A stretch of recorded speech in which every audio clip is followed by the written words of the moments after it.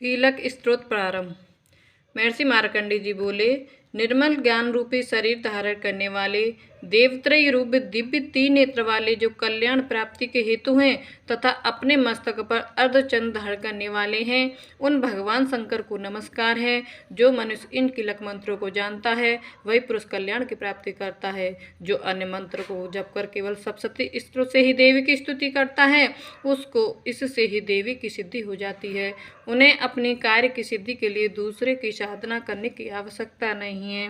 बिना जप के ही उनके उच्चाटन आदि सब काम सिद्ध हो जाते हैं। लोगों के मन में शंका थी कि केवल सप्तशती की उपासना से अथवा सप्तशती को छोड़कर अन्य मंत्रों की उपासना से भी समान रूप से सब कार्य सिद्ध हो जाते हैं, तब इनमें कौन सा श्रेष्ठ साधन है। लोगों की इस शंका को ध्यान में रखकर भगवान शंकर ने अपने पास आई हुई जिज्ञासु को समझाया कि यह सप्तशती नामक संपूर्ण स्रोत ही कल्याण को देने वाला है। इसके पश्चात भगवान शंकर ने चंडिका के सप्तशती नामक स्रोत को गुप्त कर दिया।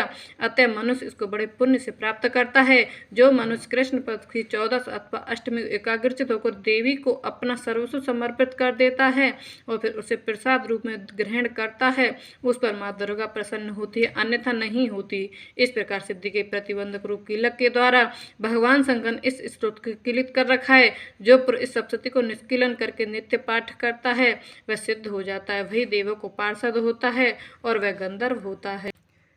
सर्वत्र विचरत रहने पर भी उस मनुष्य को इस संसार में कोई डर नहीं होता, वह मृत्यु के बस में नहीं पड़ता और मरकर मोक्ष की प्राप्ति करता है। किंतु इस कीलक विधि को जानकर ही सप्तशती का पाठ करना चाहिए। जो ऐसा नहीं करता वह नष्ट हो जाता है और कीलन और निष्कलन संबंधी जानकारी के पश्चात ही यह स्तोत्र निर्दोष होता है और विद्वान पुरुष इस निर्दोष स्तोत्र का ही पाठ आरंभ करते हैं। स्त्री में जो कुछ सौभाग्य आदि दिखाई देता है वह सब इसी पाठ की कृपा है, इसलिए इस कल्याणकारी इस स्तोत्र का सदा पाठ करना चाहिए। इस स्तोत्र का धीरे धीरे पाठ करने से स्वल्प फल की प्राप्ति होती है, इसलिए उच्च स्वर से इसका पाठ आरंभ करना चाहिए। जिस देवी के प्रसाद से ऐश्वर्य, सौभाग्य, आरोग्य, संपत्ति, शत्रुनाश तथा परम मोक्ष की प्राप्ति होती है, उस देवी की स्तुति मनुष्य को अवश्य करनी चाहिए। इति श्री कीलक स्तोत्र समाप्तम।